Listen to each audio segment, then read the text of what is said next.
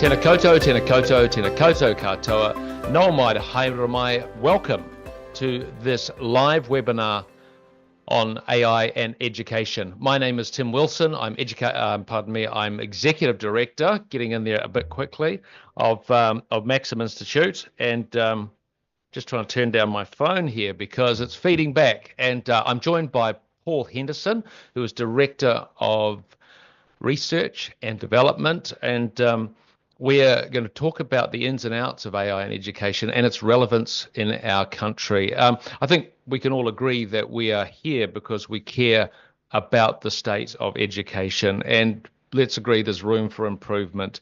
Leading education researcher Dr. Nina Hood recently released a paper for Koi2, the Centre for Informed Futures, another think tank, and it makes quite sobering reading. Engagement is a big issue for students. Ero has found that 1/3 of students don't think that going to school every day is that important. More crucially, more than 1/5 don't think it's important for their future. Teachers are struggling. Morale is at the lowest in a decade.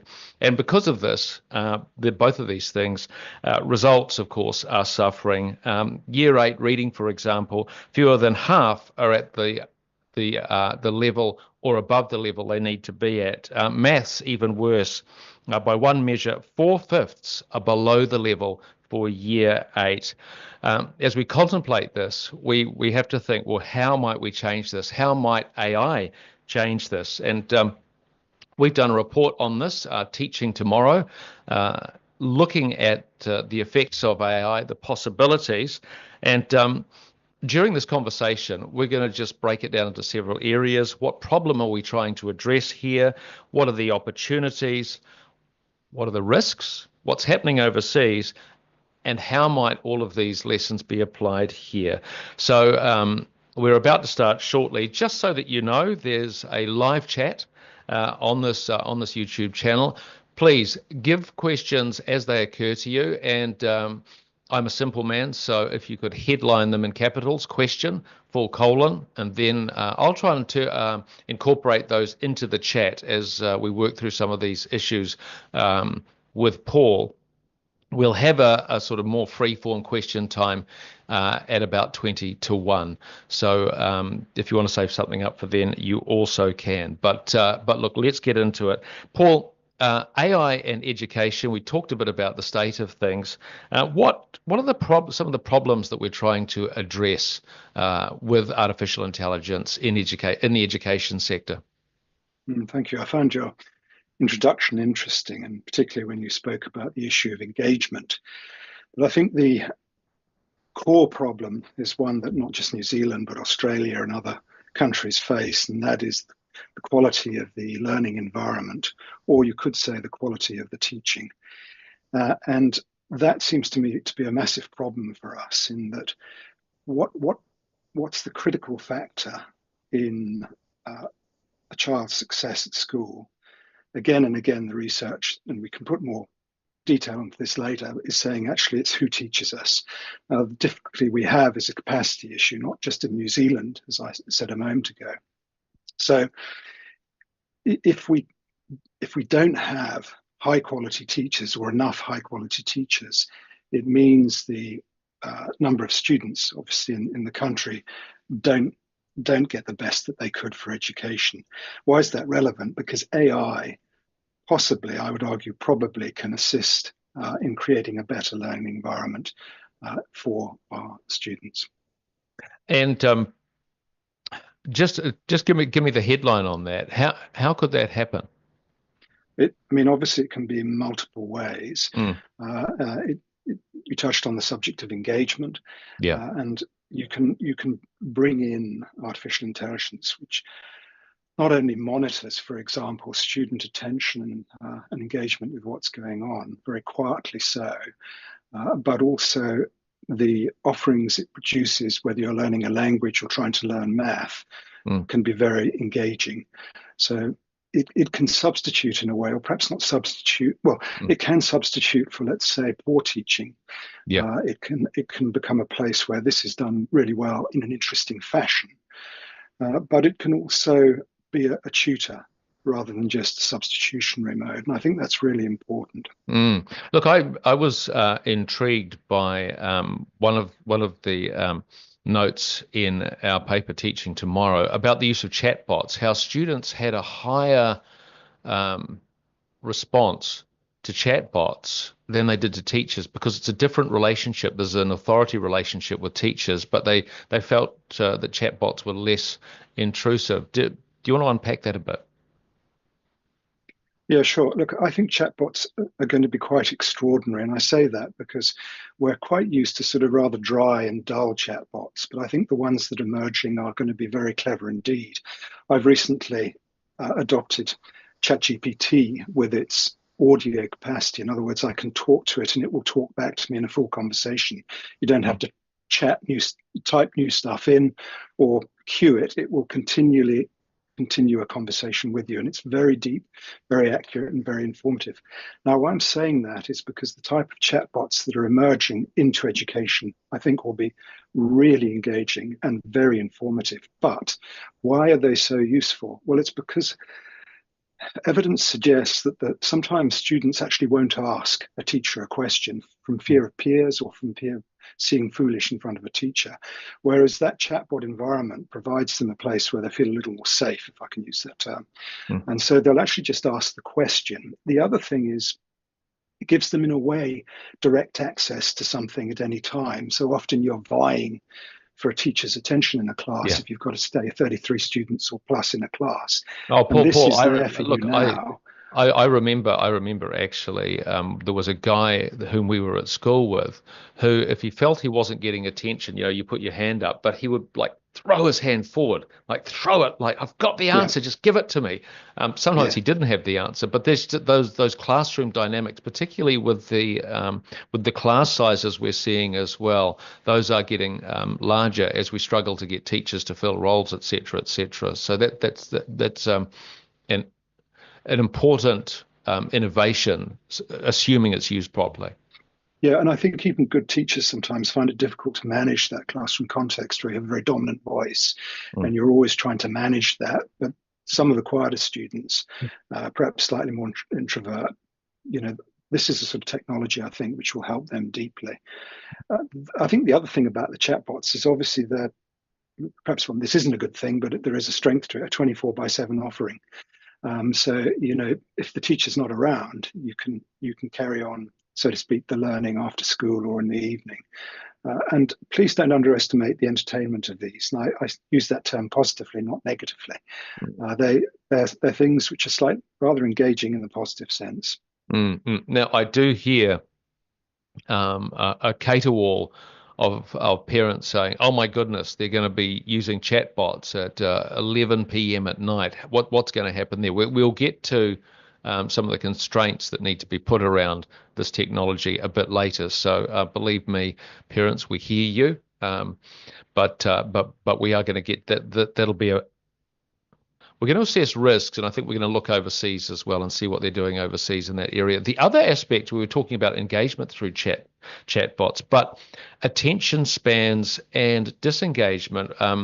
Another note from our paper was the trialing of it was a headband in China, which was able to indicate to teachers that students were no longer paying attention. Do you want to talk a bit more about that?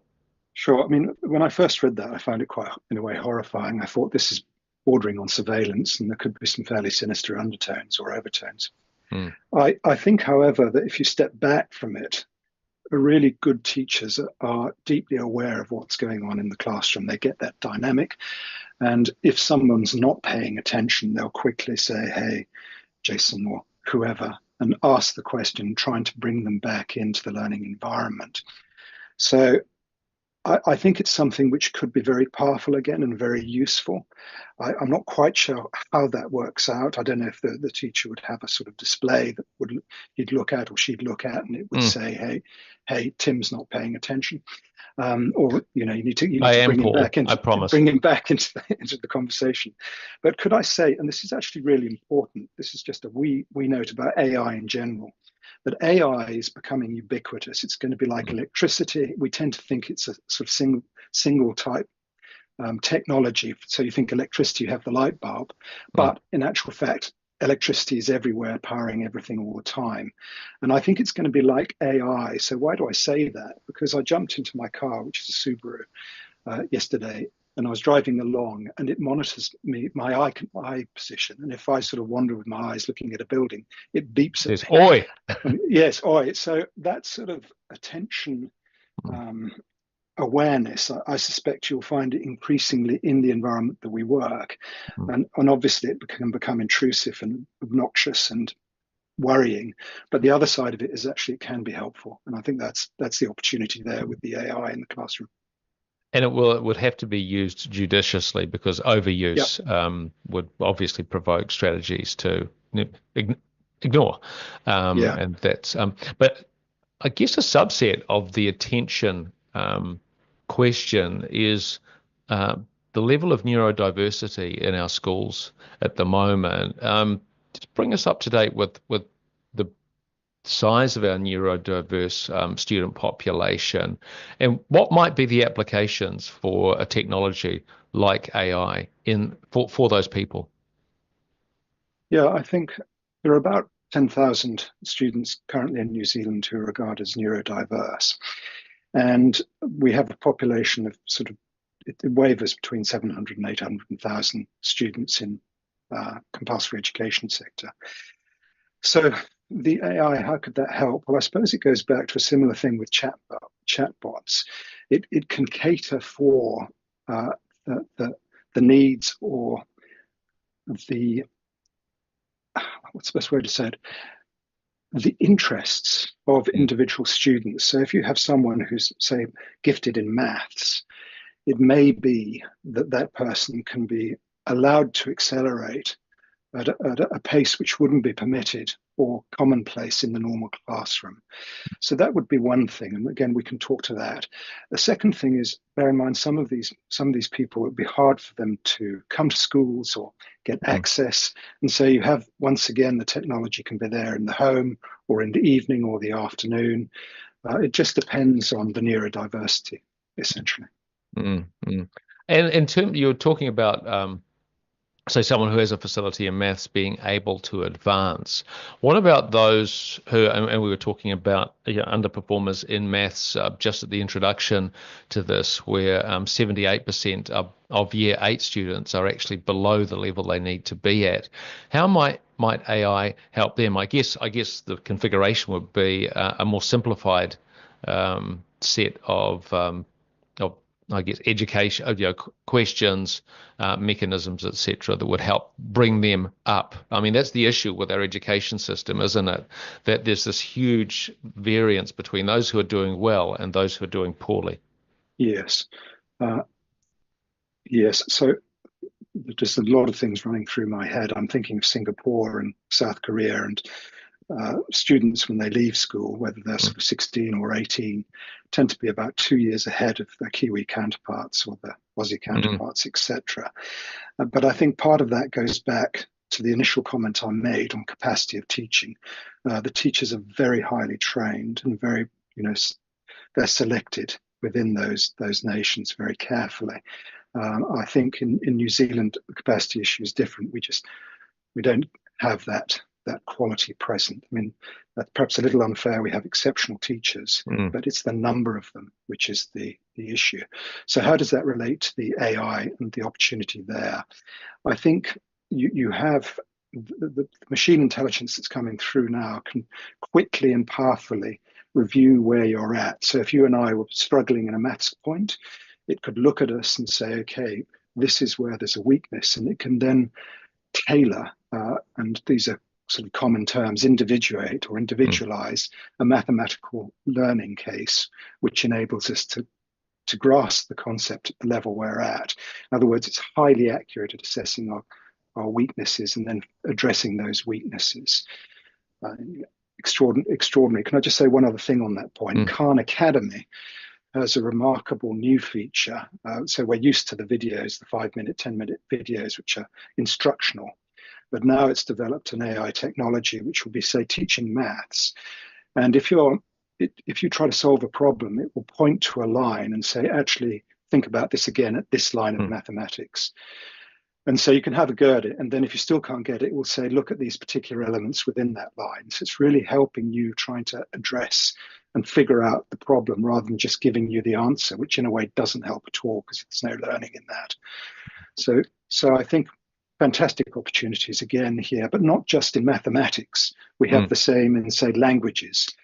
You look at Duolingo and the type of stuff that it's offering now in how to learn languages, and people are learning basic languages very powerfully within 3 months. And to your point as well about we look on AI as sort of like this wave that's breaking. Actually, the wave has already broken. There are schools in our country, in Australia, using technologies like Writer's Toolbox, for example, Yes. That's helping with writing. There's some great results. I don't know if you're across that, but in terms of the ability to get boys to write, which is sometimes a struggle, as any parent with boys will have, is actually it's improved their ability to write by one survey at least 9 times, as opposed to those who don't use Writer's Toolbox. So we anecdote, last year I was in Cambodia for 3 months working with my wife, and I met some teachers at the international school in Phnom Penh, and was astounded to learn in this international school in Phnom Penh, they were already using machine intelligence for precisely that reason. They were taking writing samples of their students, and sometimes they would the machine intelligence would say, look, the grammar isn't good here, or the spelling isn't good here. It would focus on a limited number of things so as not to overwhelm the student. But the key thing was it would also teach style. So it would comment on the style and how that could be improved, and multiple styles, not just what we would call good English, for example, or good whatever the language is, just different voices, different styles. So I think this, and that the reason I mentioned that is because that was in Cambodia last year, but I'm aware of multiple jurisdictions which are generating these extraordinary applications. And another part of this is what's been called in our paper Teaching Tomorrow, which you can see on the Maxim website. Maxim Institute's website, is what we call the gamification of learning. Now, again, as a parent, it fills me with horror because I probably spend most of my waking hours trying to avoid any kind of digital games because there's a preoccupation. But I think the possibility here, or the positive aspect of it, is that if you can turn a maths lesson to produce the kind of dopamine levels that a game of Fortnite gives, then perhaps you're going to get somewhere. Is that the basis for this? Yes, I think so. Again, a number of things running through my mind as you speak. My mind as you speak. I go back to my own schooling, and I think of the 2 exceptional teachers, one maths, one English, and both of them inspired a love of the subjects within me.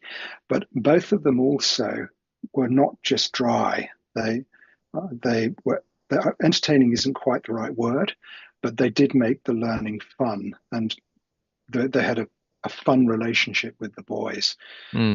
So I tend to think that if we did a survey, once again, of teachers who are highly successful in the classroom, you'd find that game or fun was part of that learning process. In terms of game, I think fascinating, you look at teenagers or even younger people or older people, games really grip their imagination, partly because of the storyline, and they get involved in a quest and so forth. And my sense is, look, if we can use these positively in a way that's going to teach the maths, that's teaching the language, teaching physics fascinatingly, then yes, why not? Obviously, there are risks. Well, perhaps obviously we can talk about risks later. I do think there are risks with this, but it seems to me the gamification of education is a very powerful instrument which will help learning. Yeah, and look, please keep the questions coming because they're starting to come in now. We've got one question that says, okay, AI can give us knowledge, but we need other, I suppose, facilities these days, EQ, critical thinking, creativity. can AI help with those? Or is that or is it it's just, oh no, it's just imparting knowledge? What's your view on that? Um, First of all, I agree that we need those things, and there's another issue which we might touch on later. In what sort of knowledge does AI bring to us? Mm. In other words, it can bring fact or information, but not always that deep understanding of a Mm. concept. That's something we could touch on later. I think it can help in those items mentioned. For example, creativity. You can write something and then you can, as I say, you can pass it to a machine intelligence and it will say, yes, that's really, really good. But have you thought about this word as a substitute, Mm. which will make this particular poetry or piece of prose better? Mm. And so I think I see it in an assistive role rather than a replacement role. Uh, Okay. yeah. Thank you. Look, let's deal just very quickly because I think some of the opportunities as well for AI are in. We've talked a lot about the classroom, and that's what we should be talking about. But Mm. there are many peripheral activities that teachers are drawn into. By one McKinsey survey says that teachers actually in New Zealand only spend 49% of their time teaching. They have to deal Yeah. with admin. They have to deal with property issues, et cetera, curriculum, all of that stuff.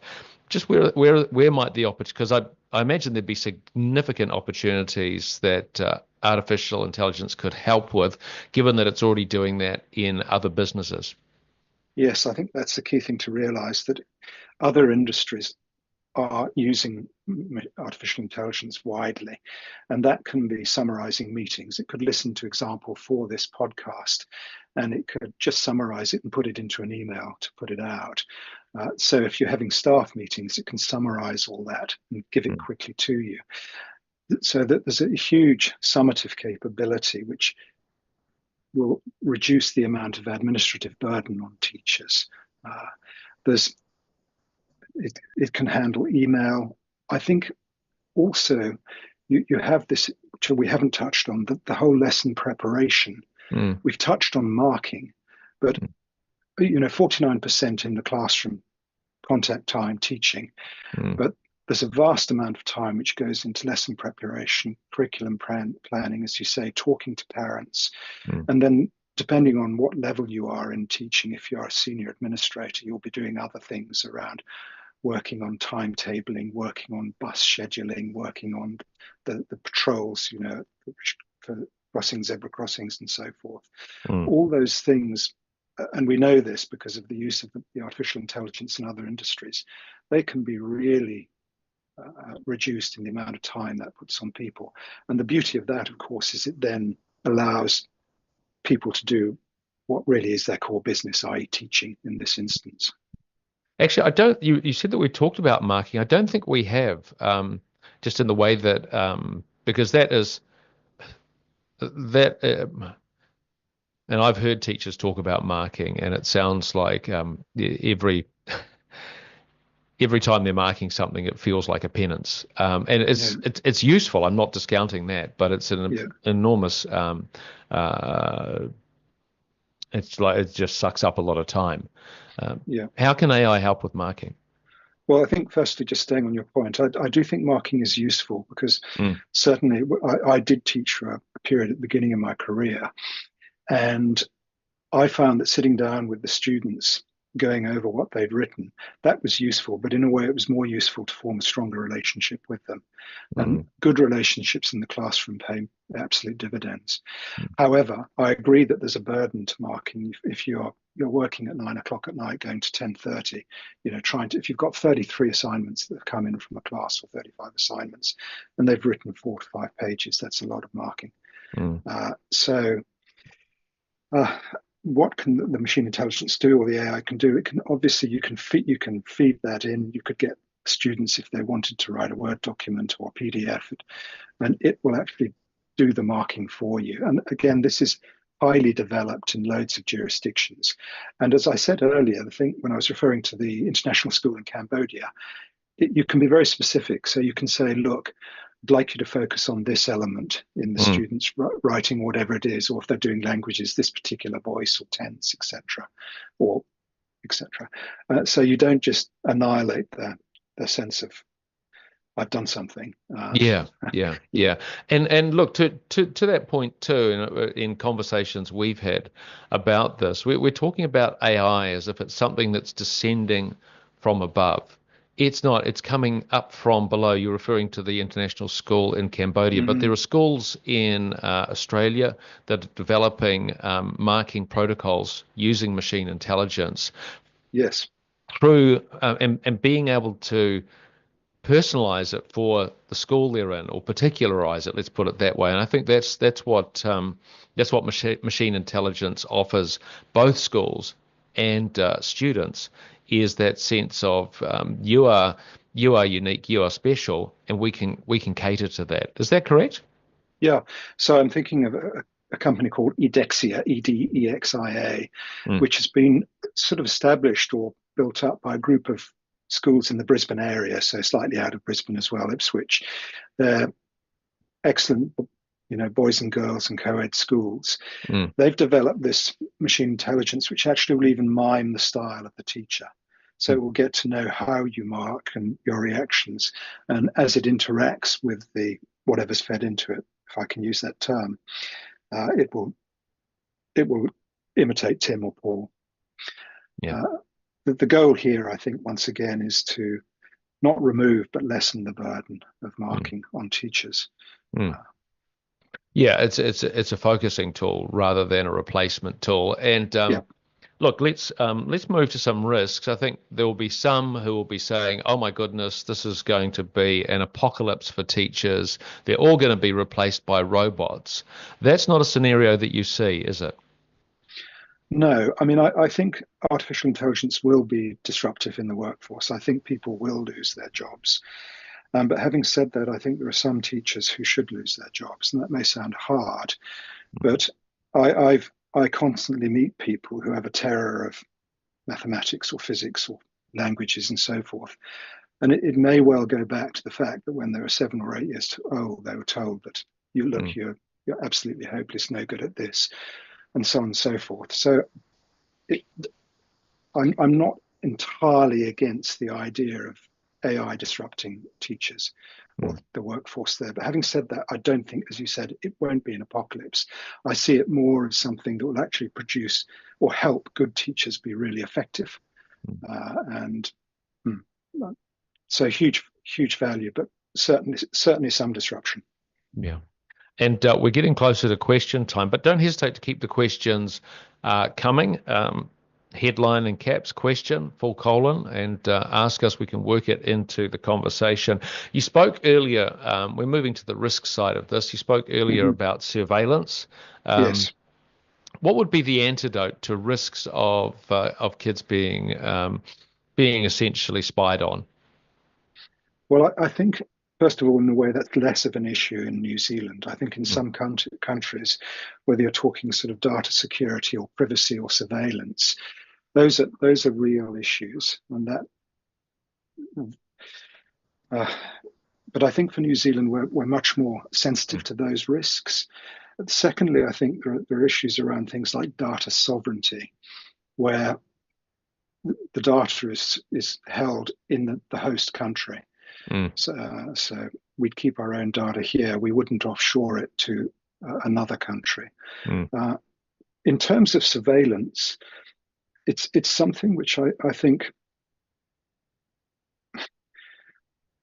yes, I don't know. I mean, I think I don't have an answer for that. Part of me mm, wants to say it will be common sense. Teachers and schools will use it wisely, but of course I realize that can be a naive statement. mm, But mm. as I say, going back to my initial point, I think in New Zealand we're sensitive to any form of surveillance which we think is dodgy. Uh, I but guess I'd be yeah, interested in your thoughts on that. yeah. Look, in any, and I guess I'm thinking parentally as well. Like if you over surveil your children, there's Yeah, no trust there. And yep, and to go back to your foundation point, which is that good teaching is actually built on trust and relationship and affection. yes, Um, yes, and excitement. It's not actually retributive.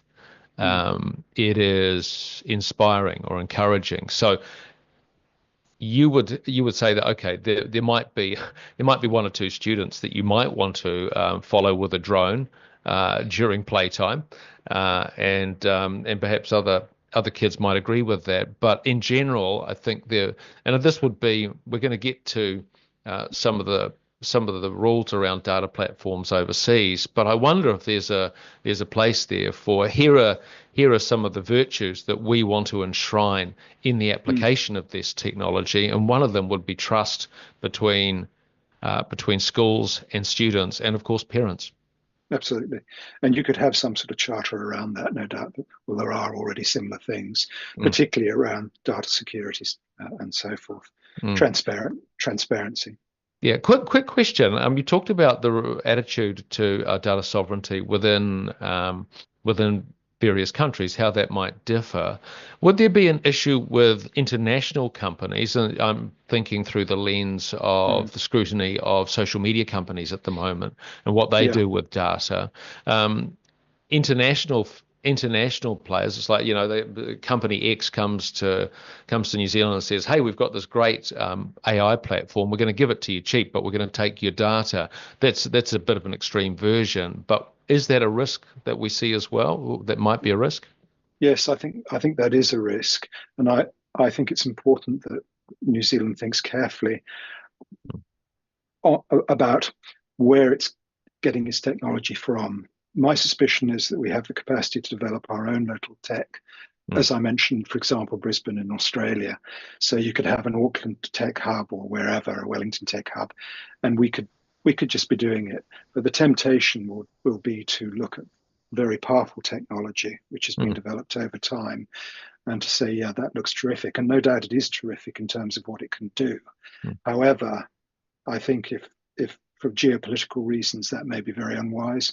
Or you could even say, if we have another pandemic, what would it mean if suddenly supply chains become difficult and you can't get help, or you can't get the technology replacement, and so on and so forth. So I think that my sense is that we'd be wise to do this domestically. I don't think there's too much risk around that.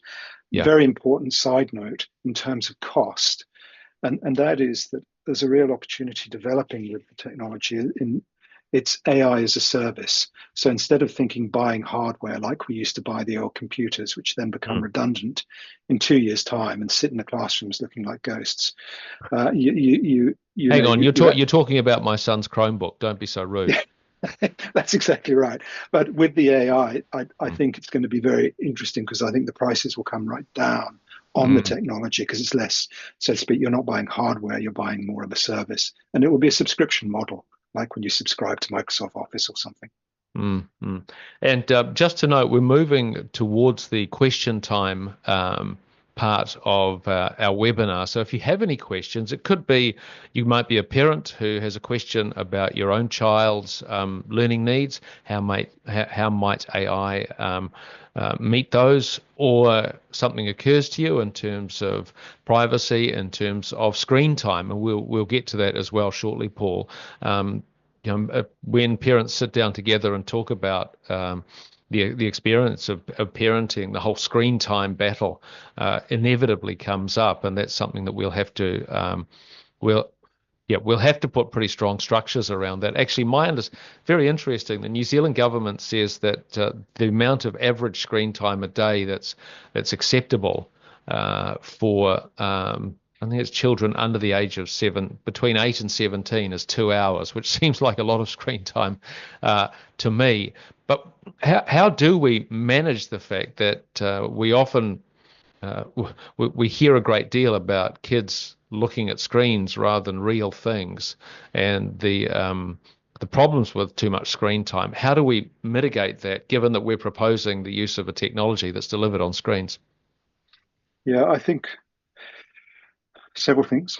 Again, first of all, I remember the same sort of debate vis-a-vis books. You'd see children just locked into books, and they'd be 8, 9 years old, and they'd be reading something, and they'd be reading it for hours, and the worry was that they're not going outside, and they're going to become deeply short-sighted, etc. And then, of course, we had the same sort of language around TVs. How How much mm, TV should people be watching? Will it cause brain death? Well, I have my own thoughts on that. But it's the same, I think, with the AI technology and all the mm, technology around that's coming, that mm, it will be a public conversation and it will be judicious. And mm, I suspect that no one is going to be happy if kids are watching or mm, playing with this stuff or using it for 8 hours a day. It will probably mm, come down. And the second thing is obviously more and more research will come in and say, look, 2 hours is fine or 15 minutes is mm. fine. Can I make a quick comment about what they're doing in the Baltic states? Yes, please. So in relation to that, there's a VR has been used quite a lot in places like Lithuania. Fascinating that the kids That's have virtual virtual reality. reality. Yeah, so you have a headset and you extraordinary sort of immersive experience. You can go to the Colosseum, or you can go to the Parthenon, or you can go to, Beijing, etc. And but what they're limiting, I think they're limiting now the children to about 4 minutes of exposure. And Mm, so they go in, have this extraordinary immersive experience. They come out, and then they sit in the classroom in their group and discuss what they experienced. But if I'd had that when I was learning history as a child, it would have been absolutely brilliant, because history was, I found, very dry till I was about mm, 15. So interesting, though, I suppose, is that how much immersion is good. Would you go 5 minutes, 10 or 15? yeah. And I think we're going to have to feel that out, because this is a transition period. It's a technology that's emerging, and we don't have the answers yet, Mm, but they will come. mm, mm. It's occurred to me too as we're discussing this, and you talked about your experience with conversing with Chat GPT. It doesn't need to be a necessarily purely audio visual experience. It could be an audio experience Yeah, that so kids have to say they might have to defend an essay they've done, or absolutely. that kind of thing. Absolutely. And the technology does that, full stop. Mm, I often will sit in the darkness in the evening, uh, so that I can really focus on what I'm hearing. mm, And I've done that. I've put forward an argument and said, attack it, take it yeah. apart, and the GPT will do so, or point to weaknesses.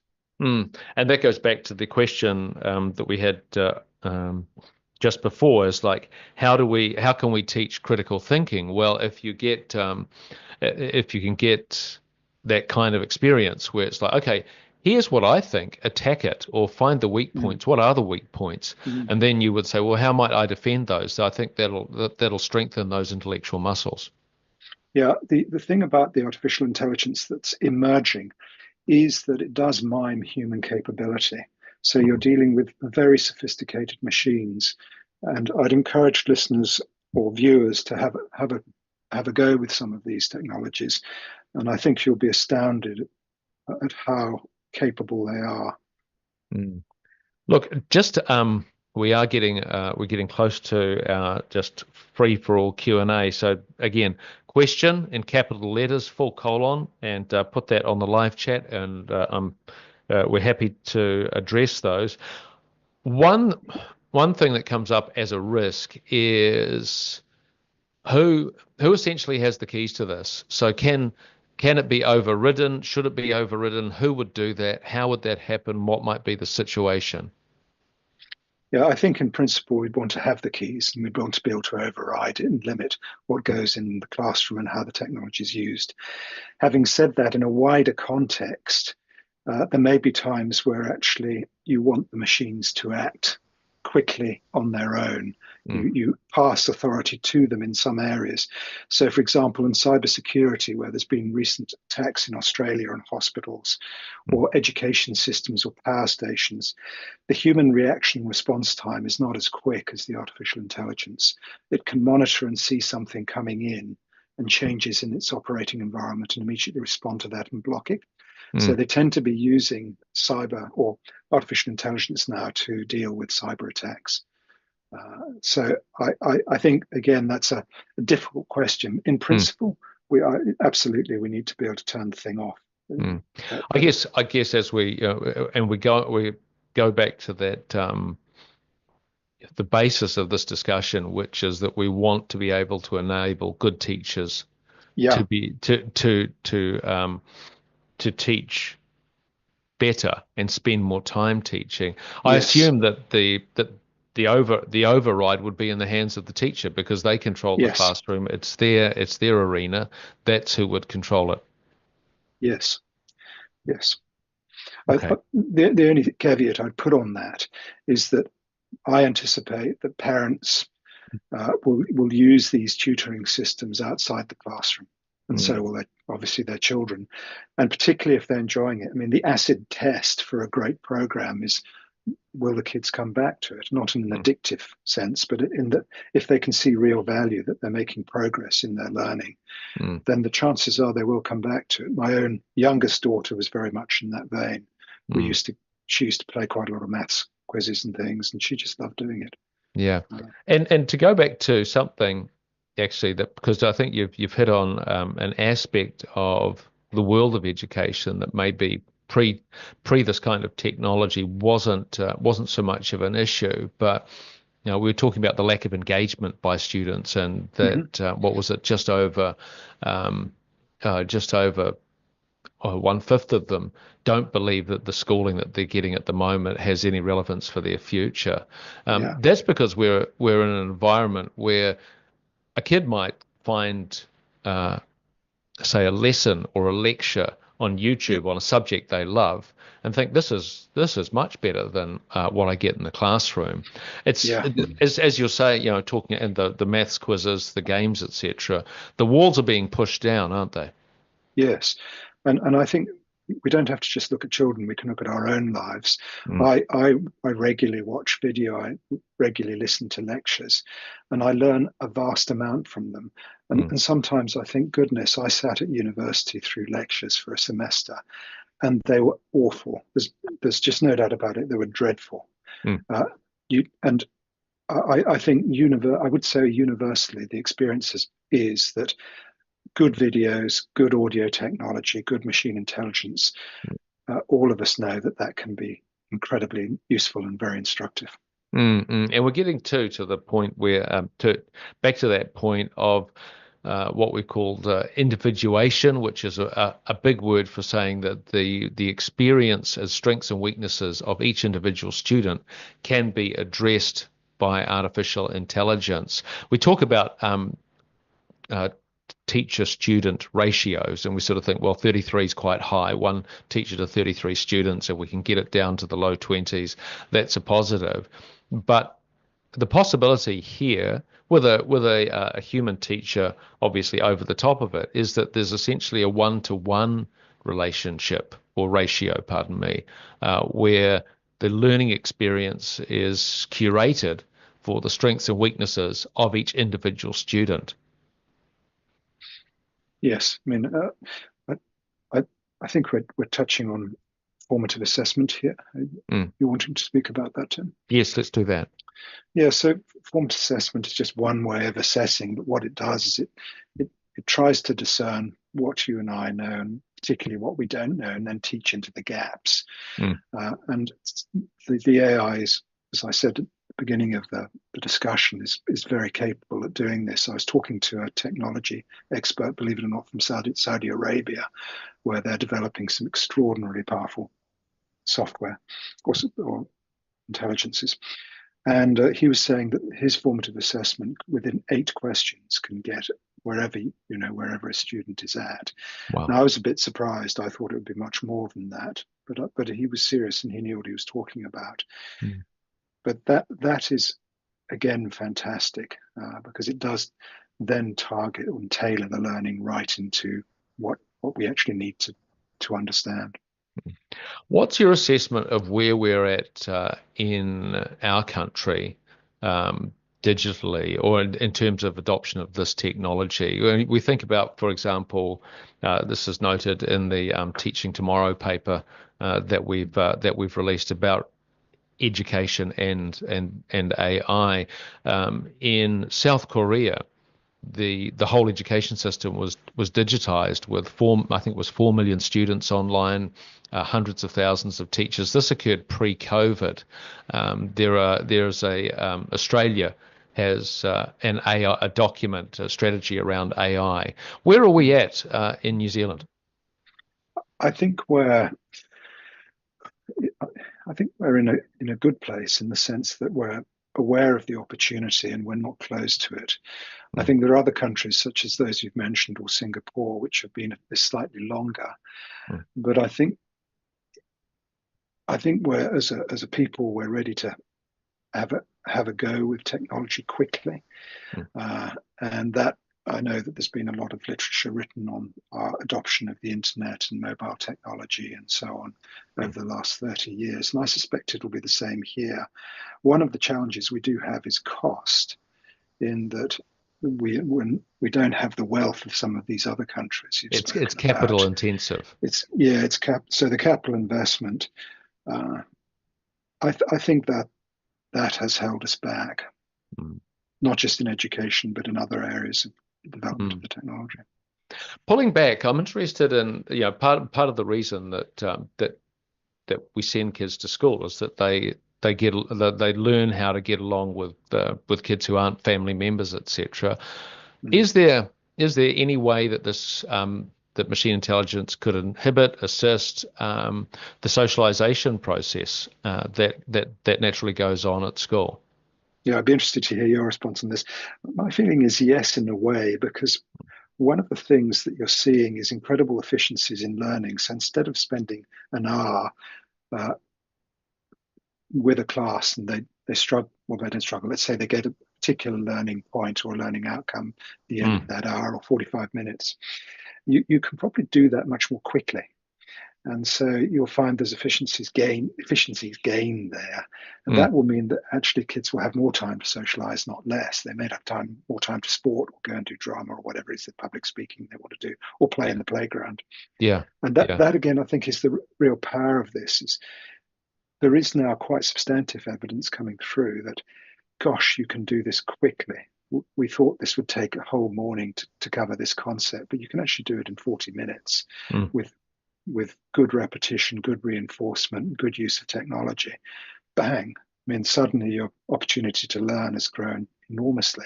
And that may explain why other jurisdictions are ahead by 2 years in mathematics or Mm. etc., simply because they're making better use of learning time. Look, I would, as a father of four boys, I'd make the observation that boys need to be run like dogs, otherwise they cause trouble. Yeah. So that sense of if you can get the learning part, the lesson part done in Yep. 40 minutes, it's like, okay, you're out in the playground. And it occurred to me that we might have to strengthen the PE departments of various schools Yeah. so that there's actually more structure, or not structure, but just the ability to say, okay, there's all this spare time now. We want you to use it productively. How might you use it? Is it sports? Is it playing physical games, etc.? Is it at our school on every Friday morning they do a thing called boogie beats where the headmaster and the kids dance to attract, just to sort of get them to focus. He's not a bad dancer. I've got some notes, but I think that kind of collective experience can really build the school experience, which for some kids, they really struggle to find out how to fit in. So there could be more attention paid to that as well. I guess it's been, as we've surveyed it, we've looked at uh, a lot of the opportunities and the benefits. Is there a risk that because every technology has a reward and a risk. Is there any big risk that we haven't touched on in terms of artificial intelligence? Something that is not immediately apparent. I mean, we've talked about data security, sovereignty. We've talked about surveillance. We've talked about the override. Um, is there anything else that parents should be aware of? I think possibly one thing, but before I talk about that, I'd say I think socialization is an important issue. Mm, And it wouldn't be great, I think, if we all disappeared into our bedrooms or corners and spent our time locked into, a piece of technology which undermined our capacity to be social. mm, And certainly there's been data coming out from COVID, the experience of COVID, where children are slightly more inclusive than perhaps the people who were older yeah. and missed that. The only other thing I'd say though is that there's maybe a question around inequity. And by that, I mean that when we look at the AI in a wider context use, multiple businesses in different countries, going back to the point we made earlier, that those countries which have wealth or a good infrastructure will benefit from it. So one of the big things with AI is, for example, the use of power. It takes massive amount of power. Now, some countries just don't have the power grid to support the data centers and the large language models and so forth that entails. So there's an issue there in that you may find superb schools that have wealth race ahead with the technology, and other schools which don't have that opportunity don't benefit from it. Now, New Zealand, I think, is very sensitive to those risks, and I suspect they won't threaten the country or threaten the kids across the country. But that would be one thing I'd be looking at. I'd be saying, how can we use this so that actually everyone has benefit from it? It may not be possible to begin with. You may have first movers who produce the technology, but I would love to see it. I would love to see people have access to it. That would be very important to me. Yeah, and that's true. We do see a technology gap across socio-economic boundaries, where those who are in poorer, less materially well-off environments, they just don't have access to the technology that kids who are in families that are doing better materially do. And so there is that disadvantage. And so the question then is, how do you read it? How are you able? Whom do you decide to help? How do you help them? What does that help look like? Are there surely this would have been also addressed overseas. Is there any information as to what's happening overseas about inequity? Yeah, I think it depends on, once again, the nature of the country and the nature of the government. In the US, you might see, that's just the way it is. But as we mentioned earlier, somewhere like Singapore takes a much more hands-on approach. But it does depend, I think, who's in government and which country we're talking about. Okay. Look, I'm also... Sorry, actually, one other thing I do want to say about that, the flip side is that the technology actually has a huge opportunity to benefit those very people who have struggled in education in terms of inequity, if we must use the term, but previously. So there's a flip side to what I've said, which could be incredibly positive. As long as they are able to have access to that technology, that's the crucial access thing. is the issue. Questions come in. As technology makes us more efficient, why does it feel like we have less leisure time, not more? How can we address this? Great question. Oh, do you want to start with that one, Tim? Well, I guess the question, and interesting actually. I was talking with my it's the kind of, I guess it's the kind of stuff that we're accessing on the web, and my understanding is the Oxford dictionary this year, the word of the year was brain rot, which is essentially consuming low-grade information on the internet endlessly. So I think I would say first off, it's that phrase "garbage in equals garbage out." So determine what you're going to be actually consuming. Decide what you should be consuming. It's the same way as it's the same thing as why you shouldn't eat brownies for breakfast, because that just makes for a long and troublesome day. What do you think about that? I'm inclined to say much the same thing. I think the thing about the technology is it does. Well, where's the fun in that, Paul? Let's have a disagreement. No. But the technology does release time, and the question then, to use your term, is the decision we make around how we fill that time. And so I think that's the challenge. But especially as there's so much to attract our eye. Well, there is. We're actually, we're we're glutted with information, and so we're at the informational equivalent of a $2 all-you-can-eat buffet, Yes. And that's problematic. Look, we're coming up to the end of this. Parents will be watching. Is there and parents are always eager to get ahead of this kind of thing. Is there a technology that they can start to use or experiment with? What would you advise? It's like, okay, my kid's not doing well at school in, say, maths and English and writing. How can I use this myself to get ahead of what's happening? What would be your advice to a parent? Um, my advice would be, first of all, and certainly look at Khan Academy and some of the offerings they're offering. If you're interested in language, look at Duolingo. If you're interested in sort of literature, general knowledge, writing and so forth, there are a number of programs out there, but I did mention the large language model, ChatGPT. Now, there are Mm, others. There's Perplexity and there's Claude Plus. All of those are good, but the thing about the ChatGPT feature is that you can dialogue with it, mm, and you can also feed material into it, and it will interact with that. mm.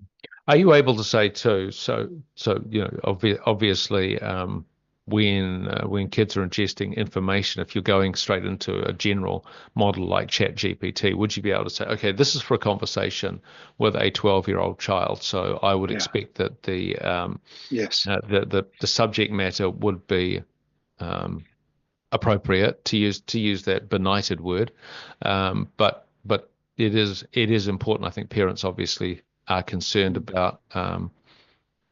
We were talking about the information deluge earlier. Just what sort of information is coming through the internet? Yes, I mean, you can. And the other thing is, my mind went to more of the middle, high, up Yeah. high school students. I was thinking less of the primary type school age. Mm, I think the other thing is that the experience I've had when I talk to teachers is many of them are using applications, whether they're maths or whatever.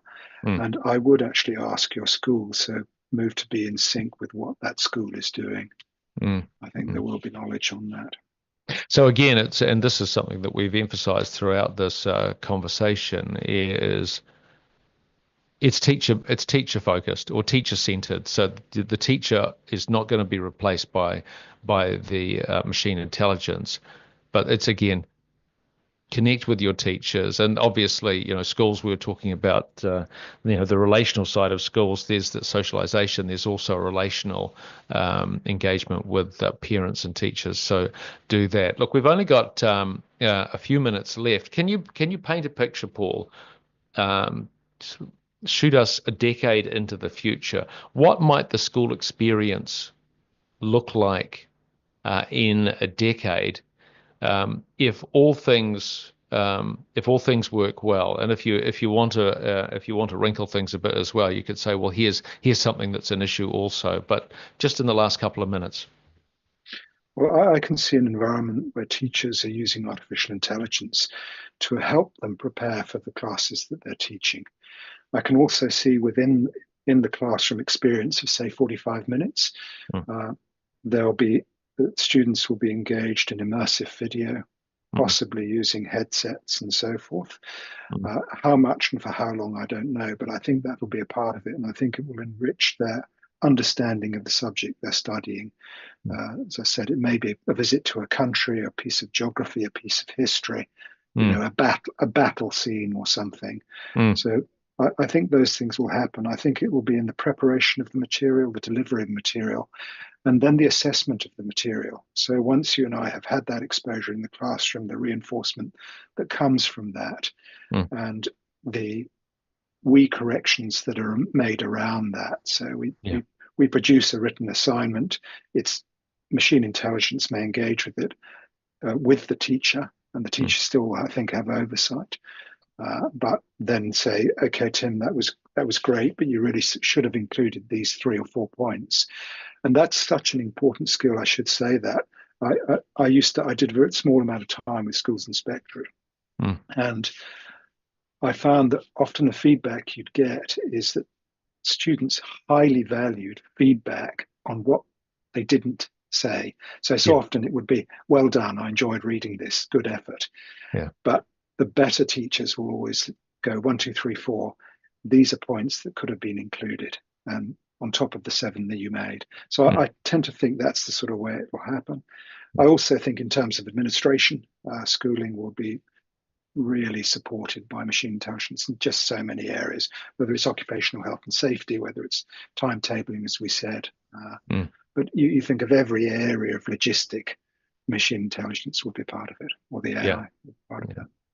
Thank you. And just one last minute question's just popped in. We'll just give it 30 seconds if that's possible. We've talked a lot about academics. Could AI be used in the teaching of skilled trades? Yeah. It's slightly more difficult because we're moving to a discussion around robotic intelligence. But yes, I think this will happen. And you can run right through education. You could say lifelong learning. I think it could be in the universities, but it could be in the postgraduates. It could be in you and I, as older people. Mm-hmm. Okay, thank you. So there's the opportunity to get better at woodwork in our twilight years, thanks to AI. That sounds great. Look, thank you very much, Paul. Paul Henderson, Director of Research and Development here at Maxim. If you like this, please visit our YouTube page, Maxim Institute 5276. If you know someone who and we'll be putting this webinar up on the page, so if you want to revisit it, please do. If you know someone who might be interested, please share it.